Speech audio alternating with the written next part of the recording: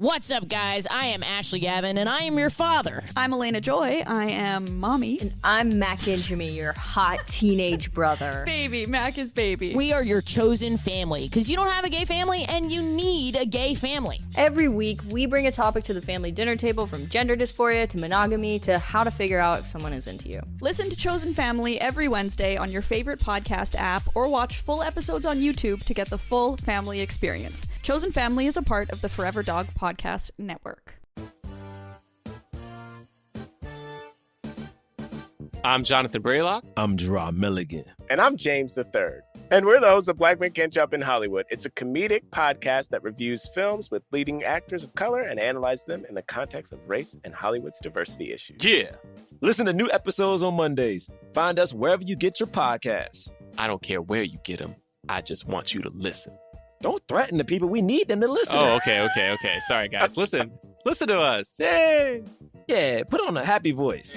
What more can I say? You know what it is. Black men can't jump. Just a reminder that Big Mood, Little Mood with Daniel M. Lavery happens twice a week. Slate Plus members get an additional mini episode or Little Big Mood every Friday. Sign up now to listen at slate.com/mood.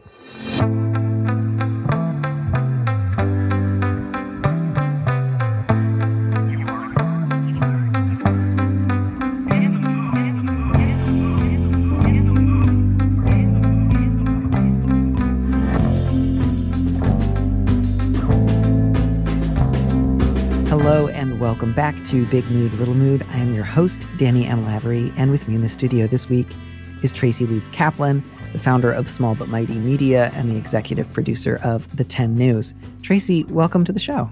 Thank you. Great to be here.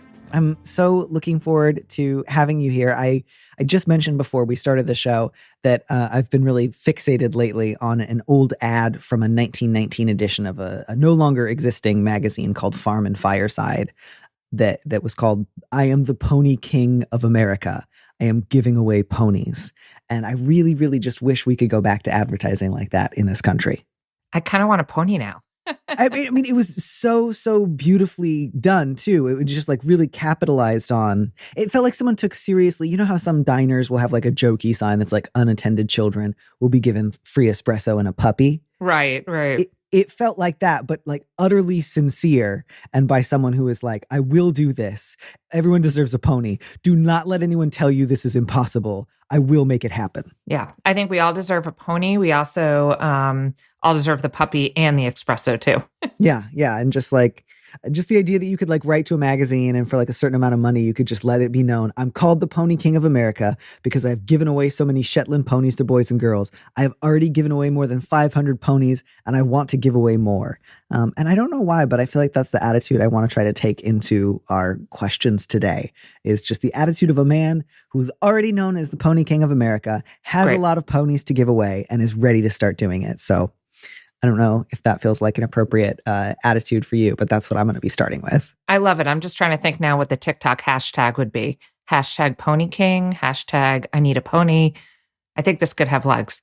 I think it absolutely could. And now I actually feel bad because our sort of first question is sort of fraught and a pony wouldn't help the situation at all. So I will try to switch gears and just get into our first question, the subject of which is Worry Warrior. A friend of mine, Rich, moved to another city with his new partner, Carla, in 2019. I have since moved to a different country, so we haven't seen each other since before the pandemic. Rich is in his early 40s, while I'm in my early 30s. I know him as a kind, shy, slightly anxious person. In the past few months, Carla, who I've never met, has posted about Rich going missing 3 times on Instagram. It goes like this. Rich will leave the house without his phone after an argument. After a few hours, Carla will post a call for help in classic missing person report style, describing what he is wearing, where he might be, when he was last seen, etc. And dozens of our friends will repost it asking for help finding Rich. Each time he has been, quote, found safe before the next morning. It seems like he's having a hard time, possibly dealing with mental health issues, and I really feel for him. I've called him twice since this pattern started, and both times Carla has answered the phone and said he doesn't want to talk. I've stopped calling to respect this. He's off social media, and another friend says he hasn't responded to emails. He still doesn't have many friends in his new city, but a mutual friend who lives there says she hasn't seen him for many months. I have so many qualms and questions that I hope you can help me parse. The Instagram posting seems so public and like it would be a huge added stressor for Rich, who's shy and private. I worry that this is not the best way to deal with things. Is there a better way to find a person who has been missing for a few hours? Is there anything I can do that is both respectful but also in my friend's best interests? This might be off base, but I have a nagging concern about abuse or control on Carla's part. I'm trying to sort this out from Rich's right to deal with his problems privately and have a health advocate, and that this must be hard and stressful for Carla too. This one is so complicated. I think I share the letter writer's sense of there's a question about Carla here, in that I don't think the letter writer is like unduly suspicious or paranoid for worrying that this could be part of a really controlling pattern. I also don't feel so confident that there's like a smoking gun that I want to definitively say like, yes, Carla's the problem. Try to, intervene in some way. So much as just, I think that's a reasonable concern to have here. Part of what makes this situation so distressing, worrying is just there could be so many possible explanations for why this is going on. I don't want to try to cut any of those possibilities off. Did you have a strong sense when you read this of what you thought might be useful, or whether or not you thought you could probably rule this or that out? I had the same thinking of just, it raised more questions for me of just what's going on with Carla. Does she regularly post things on Instagram that are kind of looking, cries for help in other ways?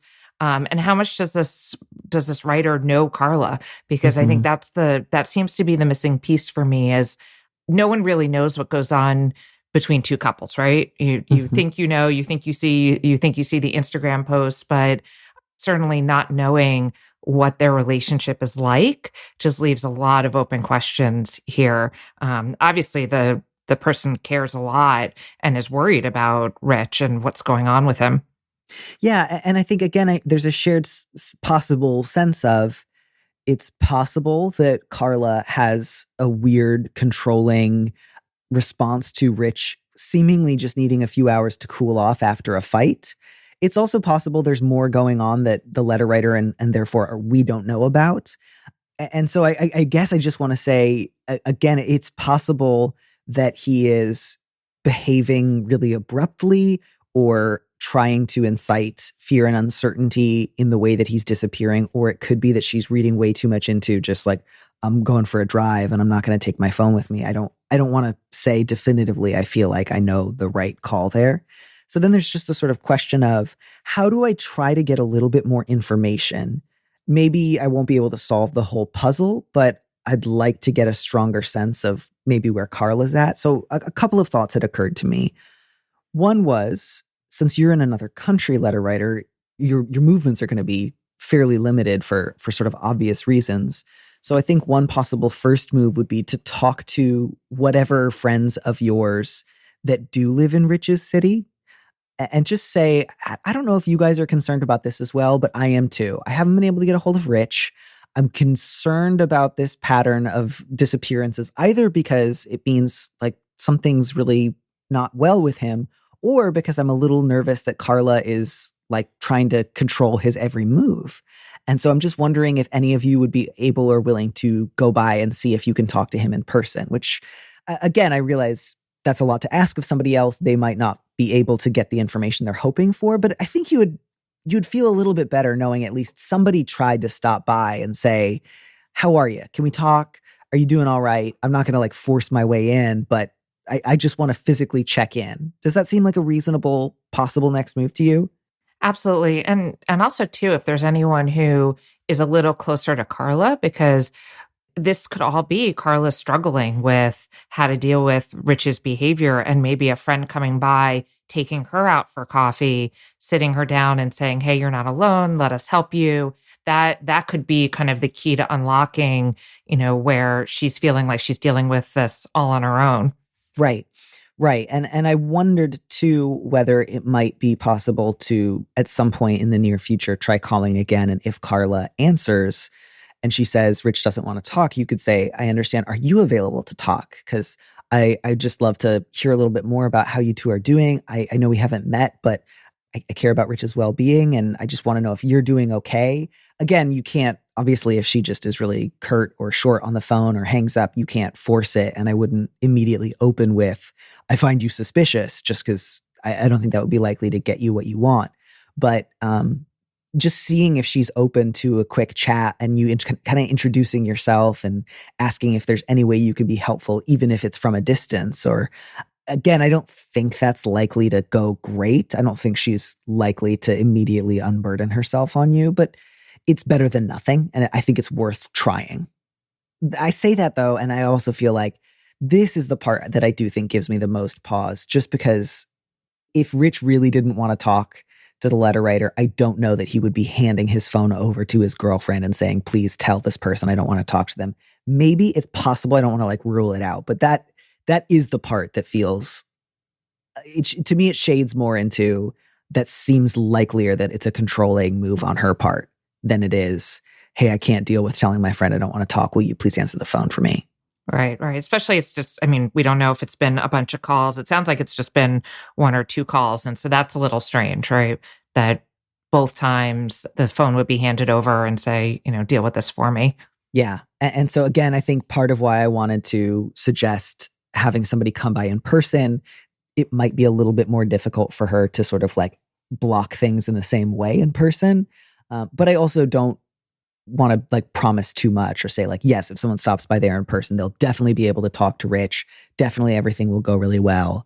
And I'm only advising sort of opening with like friendly concern with Carla as a strategy. It may be that in that conversation, you get more information and you decide, I'm actually concerned about the way Carla treats Rich. I think this might be abusive and controlling. And I now need to have a different conversation with some of our other mutual friends to figure out what, if anything, we can try to do. Because again, like when it comes to something like, if we collectively wanted to try to call in a wellness check, what would need to be happening in order for that to be justified? And the barrier for that is pretty high, usually for pretty good reasons. But I think this is that sort of tricky middle ground of something's going on. I wish I knew more. I don't think it's yet risen to the level where we can just like call up a non-emergency line and get like the state to intervene because everyone here is an adult and you're allowed to ignore your friends or you're allowed to be weird on Instagram before the state will say, we're going to stop you. But that makes it difficult. It's really difficult to make that kind of judgment, especially from a distance. But I share the letter writer's sense of it's really weird to post a missing persons report on Instagram 3 times in a row. It's really weird to do it. It sounds like she's revealed in the posts, we had an argument and he left. It really sounds like occasionally they fight and he wants to go decompress for a little while afterwards. He's not actively going missing in the sense of didn't show up for work or is gone for days and days. So it feels like likely here that she's seriously misinterpreting just what it means to be in a fight. But again, I don't know any of that really definitively. I agree. That's really weird. If that was happening to a friend of mine, I would be really confused. Yeah. And what does the family say? Like that'd be my other question for the letter writer is just whether or not there's contact with Rich's family to see, is he still in touch with his family? Is it, maybe something happened. You just never know, maybe something happened where there's like a jealousy situation with the letter writer and Carla. So I think also kind of checking in with the family to see what's going on there. Yeah. And I think that's both a really good potential place to go. And also I would encourage the letter writer to use, your own best judgment. If Rich is not close with his family, or if you have any reason to think that they themselves are really overbearing or might like misuse information about his personal life in order to kind of like write in and like try to take over, obviously don't proceed at that point. But I do think this is a situation where checking in with a couple of other friends is a good one and would not be like gossiping or trying to instigate something unnecessarily dramatic. I do think, and again, to start with, I think it's important to be careful when you talk about something like this because it can feel like you can start talking about it with friends and then once you all agree, this is really weird, you can kind of whip each other up into a bit of a lather of like imagining how bad it could possibly be. And I don't say any of that to say I'm sure it's all fine, just that you do want to proceed with caution here because there are certainly flags for worse behavior. But until you know something or until you have further evidence, I think it's really good to just stick to what do we know? And what are we hoping to get, which is a little bit more information the opportunity to hopefully try to talk to Rich if possible, even if it's just so that he says directly, I'm just going through it, please leave me alone, then I could respect that and back off. But I would love to just hear it from him and not his partner. Again, I can't promise you that you're going to get that, but I think that's a reasonable goal to kind of go after. And I think it would be reasonable to talk to other friends who are probably also concerned and just start with that, right? It's just, we're concerned. This is new. This is concerning. Not, hey, Carla, we 100% know that you're a bad person and you're trying to hurt Rich and we want to come and like stop you. But other than that, I don't know that I have a lot of other thoughts. I certainly would welcome if anybody listening has more expertise in something like this or feels like, no, this is definitely a red flag. And I would encourage you not to connect with Carla directly. Let us know if you have any thoughts. But I think other than that, you've tried to get in touch. You've tried to express care. That's a good thing. And just try to stay open if possible. And I hope things get better. I really do. That's just really sad. And especially if you've both moved recently, like that's tough. Yeah. And I hope Rich knows what a good friend this person is for caring. Yeah, sometimes maybe the best case scenario is I did my best trying to get in touch. I couldn't get it, but I'm going to just like emotionally leave a door open in my heart for someone to try to reconnect later and hope for the best and let go of the outcomes. Sometimes that's the best that you can do.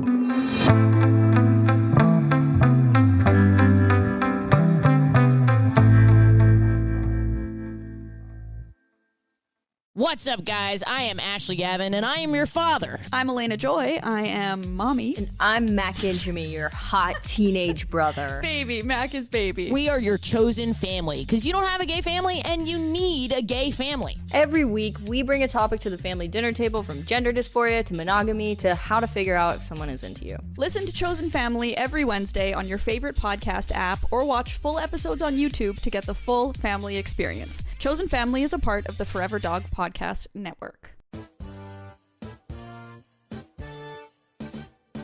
I'm Jonathan Braylock. I'm Gerard Milligan. And I'm James III. And we're the hosts of Black Men Can't Jump in Hollywood. It's a comedic podcast that reviews films with leading actors of color and analyzes them in the context of race and Hollywood's diversity issues. Yeah. Listen to new episodes on Mondays. Find us wherever you get your podcasts. I don't care where you get them. I just want you to listen. Don't threaten the people. We need them to listen. Oh, okay. Sorry, guys. Listen to us. Yay. Yeah, put on a happy voice. What more can I say? You know what it is. Black men can't jump. Hey everybody, it's Tim Heidecker. You know me, Tim and Eric, Bridesmaids, and Fantastic Four. I'd like to personally invite you to listen to Office Hours Live with me and my co-hosts, DJ Doug Pound. Hello. And Vic Berger. Howdy. Every week we bring you laughs, fun, games, and lots of other surprises. It's live. We take your Zoom calls. Music. We love having fun. Excuse me? Songs. Vic said something. Songs. Music. I like having fun. I like to laugh. I like to meet people who can make me laugh. Please subscribe now. I think we can take a minute and maybe, if you're up for it, read an update from a recent letter writer, which is very exciting because I'm always asking for them and I don't always get them. Great, let's do it. Amazing. So this is a follow-up from the person who wrote the letter, Need My Social Sea Legs. And they say, thank you for taking my letter on. I cried quite a bit hearing your responses. Sometimes I think all I need in life is a reminder that I'm just trying to live well and I'm not a socially malfunctioning robot better off glitching out alone. I think either a couple of sentences got cut from my original, admittedly quite long letter, or I might have accidentally cut them myself before sending it. I remember writing a more succinct version of this, but to clarify the phrase cause more pain, I've had two queer friends in the past. One was a close friend that my straight friends stopped getting along with and who I lost touch with after they moved away. I regret not speaking up and questioning my straight friends' motivation for disliking them. Looking back, I can pinpoint, among other things, homophobic and transphobic attitudes that I didn't pick up on at the time and that contributed to that rift. Another friend/acquaintance was a coworker who was essentially run out of our retail job because of a transphobic manager, and I really regret not stepping up and defending her more. I know that my passivity contributed to both of those friends having a very hard time. These are the failures that I sometimes feel should bar me from queer friendships and which had partially motivated my self-imposed isolation. I don't know if that information substantially changes your read on the letter as a whole. Even so, there's no way to go but forward, and it's unlikely that I can shame myself into being a better person. I want to be good to queer people all my life, and I'm reassured by your answers that I can do so, starting with my new friend. I've also had a conversation about these quote unquote failures with my father, who's been sober for decades and went through a process of admitting wrongdoing and making amends and coming back from periods of great personal shame. With all these perspectives in my pocket, I will try my best to put down self-loathing and learn from the past to make my present a little more positive and a lot more queer. This was truly lovely. And, letter writer, I will refrain from giving you a whole bundle of additional advice, but I will just say having this background information does not change my answer at all. I can both really understand, in retrospect, deeply wishing you'd done more to defend someone, and also saying none of that bars you from coming out now or from making new queer friends now, or feels like, wow, this is like really, really awful stuff. So I just, I wish you the best. Thank you so much for the update. Yes, you still deserve to, be out and have queer people in your life. And I just wish you nothing but the best. And it sounds like you've got a pretty good perspective. So just thank you so much for writing in. I realize, of course, that's not really a conversation that you were there for the first time around. So there's not too much for the two of us to discuss. But I do feel like a sort of recurring theme in today's show, at least, is just this sort of question of, on what basis can I sort of like found my actions? Like, what justification do I need to do what I hope is the next right thing? And I think that can come up for so many different people in so many different contexts. And this sort of fear of, if I don't know exactly my motivations or the excuse or the justification I would give, like a hall monitor who caught me, I'm afraid I'm not allowed to like proceed into the future. And I think that can be really difficult for a lot of people. It's also hard to discern sometimes between your motivation and what you're doing because other people are telling you to do it. And I think that's what's very touching about that letter. It's just, that person really seeking out kind of a better understanding of their own self and why they're choosing to do something. I just, I feel like that's something that we could all kind of calm the noise sometimes around us and ask ourselves, like, what do I really feel here versus what I'm seeing on social or what I'm hearing from other people? You said earlier about kind of the concern sometimes when you're talking about something with friends and you get yourselves all like riled up about something and you could be completely off base. And so really just taking that pause. I'm trying to do that a lot more in my life right now. Is like, take some pauses. Yeah, it's genuinely challenging. And I think that came up for me because I think I have a bad habit on that front. If I have enough grounds to be concerned or suspicious, especially if I'm talking with one or two other people who agree with my leanings, I will take that and I will just I round everything up. And I go from, I have some concerns and my next move is to learn more, into I know exactly what's going on and I am now entitled to act as sheriff. And that's a really bad habit, especially because often I'm not right in the ways that I think I am. But even in the situations where I am right, it's not, I take that as justification to round things up and to say and act with more certainty than I really have. And it's never led me in a great direction. And I really hate that I have to get better at it. It's really tough. I really share your sense of seeking out more pauses because I just almost always feel justified when I act. And so one of the things that's challenging for me is I have to try to find better ways of checking in with others, with myself, with reality around me, because I will always think, yeah, I'm doing something reasonable right now. It's a little bit like, almost everyone who drives has a problem with road rage because everybody feels like I'm the one person out here driving reasonably and everyone else is a maniac and we can't all be right. But it is truly hard, to think about how will I try to assess my priors without totally losing my sense of scale. And I don't know that I have a great answer. If you have anything that's helped you find additional pauses, especially in moments of conflict, I would really welcome hearing about them right now. Yeah, I used to be super reactionary. And I think, I don't know, maybe it's because now I create a news show for kids. So I always have to be, now when I'm consuming the news or headlines, my brain is now trained to be like, what is this really saying? And what is it not saying? So if anyone wants to, join me in being a 10 News producer, that's a good training right there. But I think it's also, it's interesting, having kids has changed that a lot for me, because when I used to be so reactionary and I would see this look on my kids' faces, that just made me be like, whoa, okay, I need to take a step back here. I'm getting worked up about something that in the grand scheme of things is just not worth getting worked up for. So I think sometimes just having that mirror for ourselves. And I know it's not only from, a child, but like just like looking at your friends' reactions or, a partner in your life, or even just like, looking at yourself in the mirror sometimes when you realize like, wow, I just have this like really angry face on. Why am I feeling this way? I think that's really helped a lot for me, is having that reflection and just realizing, wow, that's not how I want to be right now. Yeah, I'm curious. I imagine both having children and also like professionally creating literal discourse and copy for children. Has that like changed the way that you talk with other people or the way that you think about interacting with other people tremendously? I would imagine that it would, but I don't know. So I'm asking rather than making an assumption and rounding up. No, it does. It does. I mean, I live in San Francisco, so I definitely live in a bubble. And just recently actually had a moment where had a pretty rough confrontation with someone, up in the Tahoe area that really threw me. And it was just, kind of disagreements about COVID and the country's response. And it was, I was going to a yoga class. It was definitely not the conversation I was expecting to have. And I could feel myself getting worked up.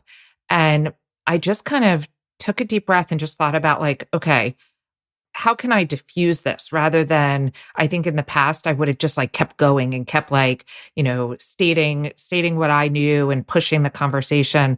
But instead I went to a place of like, let me just settle on like the facts that I know and think about how to diffuse this. So I think having children, having just being in a place where I'm constantly thinking about the missing context behind headlines has put me much more into a like, what are the facts? How can I diffuse and, just kind of get to some commonality with someone that I'm talking to, rather than trying to win. Like, I feel like I used to always be like, maybe it's a third child syndrome, but like, I used to always try to be like, I have to win this argument. And now I'm like, a win is if we kind of both walk away thinking a little bit more about what the other person said.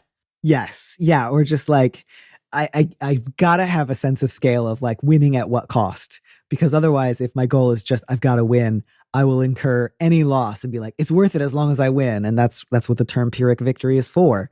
And so I think that's a really, really useful metric, and congratulations on not escalating. That can be really hard to do sometimes. I may not always do with my siblings. I'll be honest about that one. Listen. Very same. Famously, I do not talk to my siblings at all. So I have lots to still, learn on the pausing front. But I think that's a useful place for us to go into our last letter. The subject here is amiable distance. My sister and I grew up in an abusive household. My sister went abroad to Europe for college and then retreated into denial. After our parents died, I had to take in my traumatized younger brother for the 1.5 years it took for his visa to process before he could go live with my more settled sister. She flew in to help for some pivotal moments, which I appreciate, but that's not my problem. My problem is my aunt, whom I love deeply. She's been a real parental figure to me and is, quote, so proud of my sister and I for having a close relationship after all we've been through. But we're not close. We went through a lot together, but I've processed it and she seems to have repressed it. Most of our conversations are surface level at best as a result.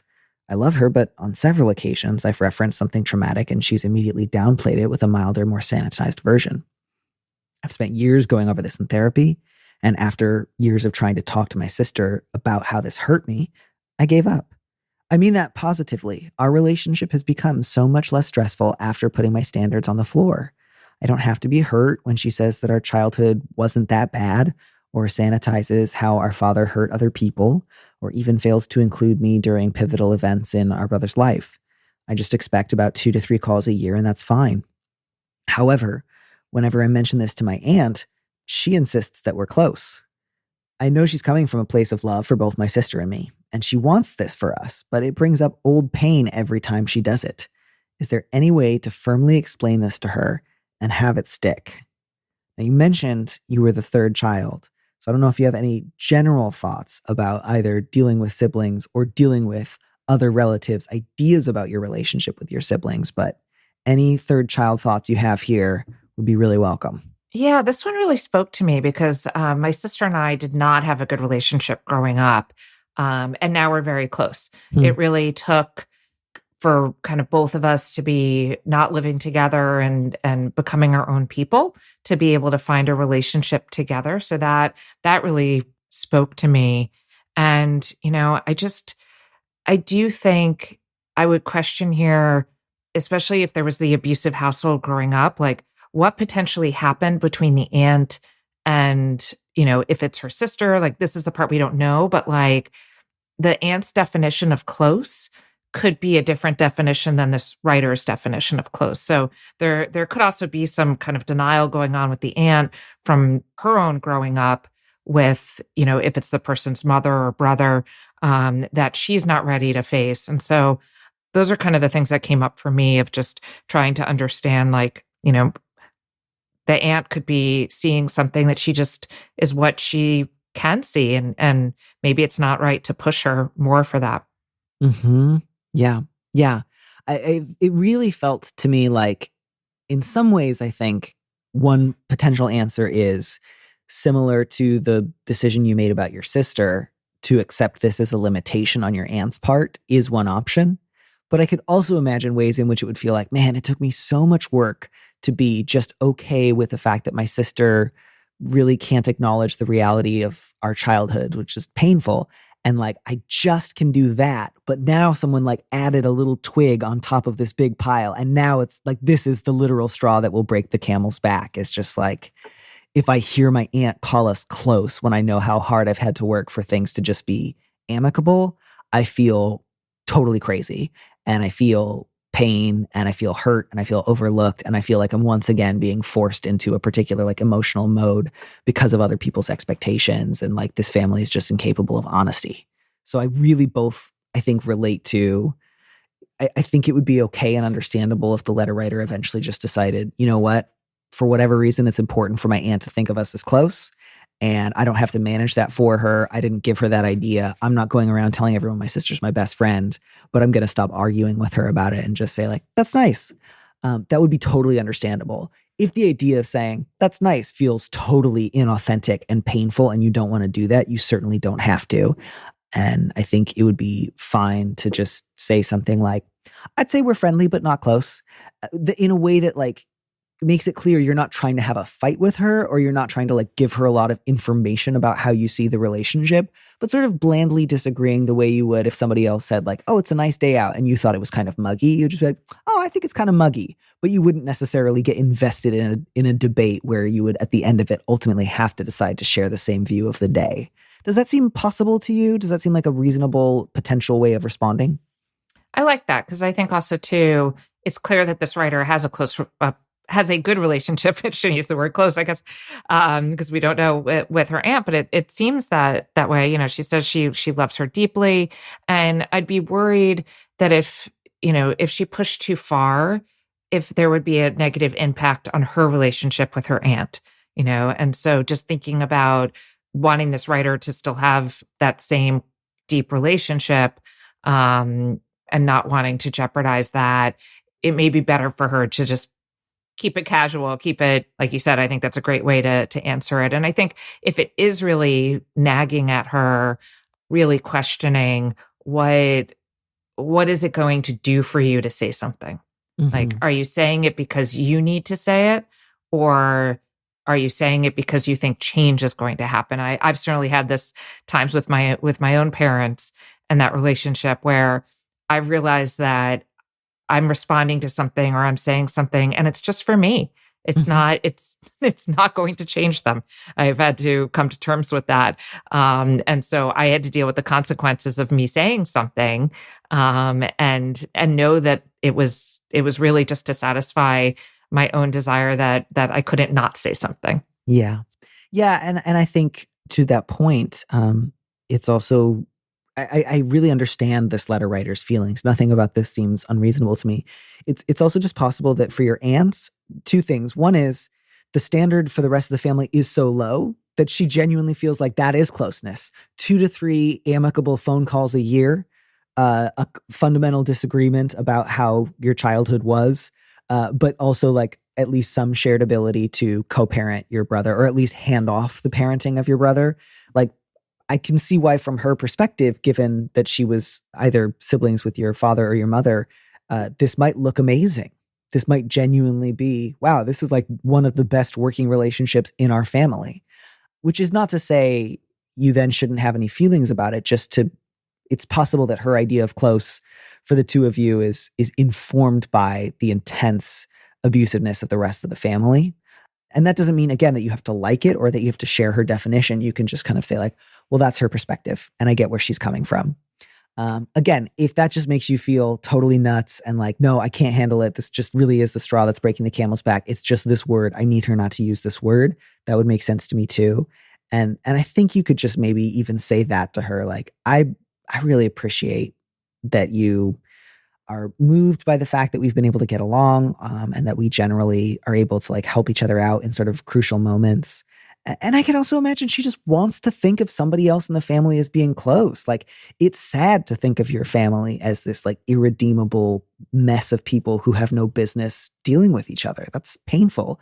And so this might also be sort of face saving for her of like, I need to put a positive spin on this relationship because neither of them killed anybody. And that's the bar.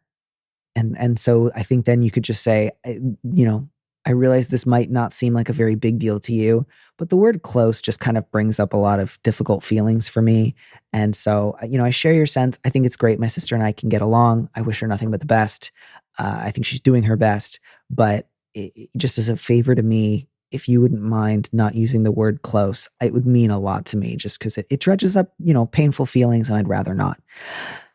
Maybe that feels a little bit too much like couching what you want around your aunt's feelings. And so if that feels too apologetic, as if you're saying like, I'm sorry, I know I'm being so weird, but if you could just accommodate me, I'd really appreciate it. Feel free to put it in stronger terms. I also really think it would be fine if you were to say to your aunt, I love you so much. I don't want to have a huge fight about this, but I have told you a couple of times that this word is difficult for me. And we don't have to have the exact same understanding of my relationship with my sister. I can appreciate that we have different perspectives. And I'm not asking you to see things from my point of view. But I will just tell you that hearing you call us close repeatedly just kind of reminds me of something that's painful. And I would rather that you didn't. And now that you know it bothers me, I really hope you'll stop. I think that's reasonable too and robust and maybe less craven than the sort of first version I offered, which was a little bit like, sorry, I'm so weird. And I don't want to do that. Yeah. I think there's also the nice possibility that it could actually bring her even closer to her aunt and deepen their relationship if they have that conversation. Yeah. And I really relate to that painful feeling of, I know she's doing this because she wants things to be better. Yeah. And she wants us to love each other more than we do. And she's desperate to like salvage something from the wreckage of our family. And that itself feels like so much pressure that I feel bad for objecting to it. It makes me feel guilty that we don't have that as a family. I really, really get why this is painful. Letter writer, you just have all of my sympathy. And I also really get sometimes it can feel like you can reach a détente about your family, but then if somebody else says things look great, that somehow feels like, oh, I can't let that stand. Like now it's not bearable. Now everything sucks because someone just said things look good. And it turns out I actually need people to know, like, it's like that expression about ducks, like how ducks look really serene gliding around in the water. Mm-hmm. But if you look underneath, they're like paddling furiously and it can be like, you can't tell me I look serene out here on the water. I will lose my mind. Right. There's so much work going on to have this calmness above. Mm-hmm, mm-hmm. But yeah, so I hope that can go well. Again, if you decide to just sort of let it go, that would make sense to me. If you decide to have a more serious conversation with your aunt about it, that would make sense to me too. And I just really, really hope that you're able to find some sort of peacefulness around it, whatever that looks like for you. Because it does seem like all of your peace and happiness now in life have been really, really hard fought and hard won. And I hope a minimum of family struggles for you in the future. Do you have any sort of more general thoughts before we leave our audience about like just ways that you think might be useful for people when they're dealing with siblings in particular? Again, there's not ever going to be a piece of advice that applies to everyone at all times, but something that you think would be useful for people to bear in mind when they're thinking about relationships with adult siblings. I saw something once that's like, the family you have and the family you choose. Mm-hmm. So I think about that a lot of, me and my siblings, we're all very different. And, we love each other because we're family. But I think it's okay to find the relationship that's right for you. I'm very fortunate to have a great community of friends out here in San Francisco that I think of as family now, and that's the family that I choose. It doesn't mean that I don't love my family that I was born with any differently, but I can have different relationships, and that's okay. It doesn't have to be the relationship that my friend has with her sister. I can have mine that's different. And I think that's the biggest thing, is giving ourselves permission to have the relationship that works for us. Yeah, I think that's really, really useful. Thank you so much for that kind of last moment of wisdom before we send everyone back out into the day. And thank you so much for taking time to answer these questions with me. I appreciate it so much. Oh, thank you for having me.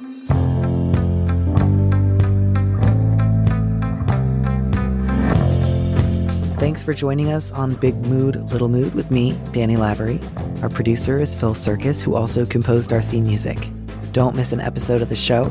Head to slate.com/mood to sign up to subscribe, or hit the subscribe button on whatever platform you're using right now. Thanks. Also, please leave us a review on Apple Podcasts. We'd love to know what you think. If you want more Big Mood, Little Mood, you should join Slate Plus, Slate's membership program. Members get an extra episode of Big Mood, Little Mood every Friday, and you'll get to hear more advice or conversations with our guest. And as a Slate Plus member, you'll also be supporting the show. Go to slate.com/mood plus to sign up. It's just $15 for your first 3 months. If you'd like me to read your letter on the show, maybe you need a little advice, maybe you need some big advice, head to slate.com/mood to find our Big Mood, Little Mood listener question form, or find a link in the description on the platform you're using right now. Thanks for listening.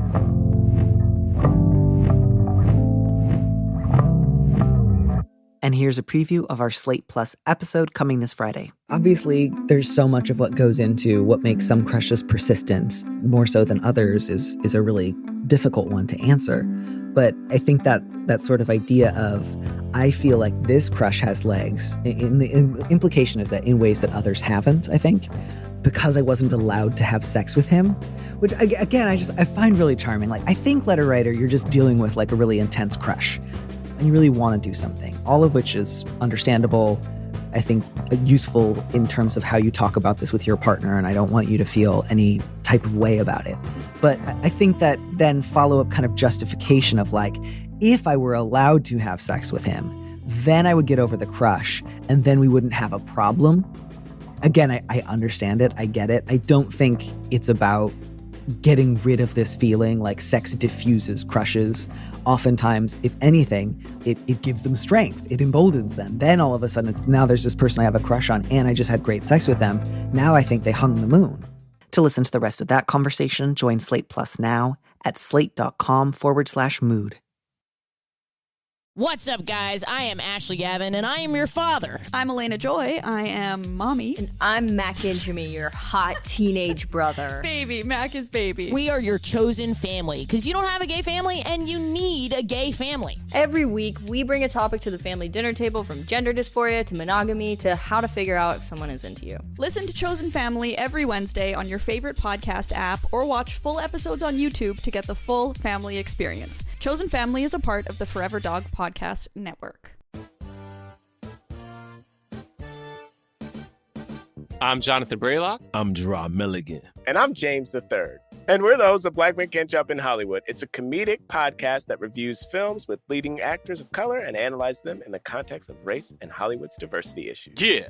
Listen to new episodes on Mondays. Find us wherever you get your podcasts. I don't care where you get them. I just want you to listen. Don't threaten the people. We need them to listen. Oh, okay. Sorry, guys. Listen to us. Hey. Yeah, put on a happy voice. What more can I say? You know what it is. Black men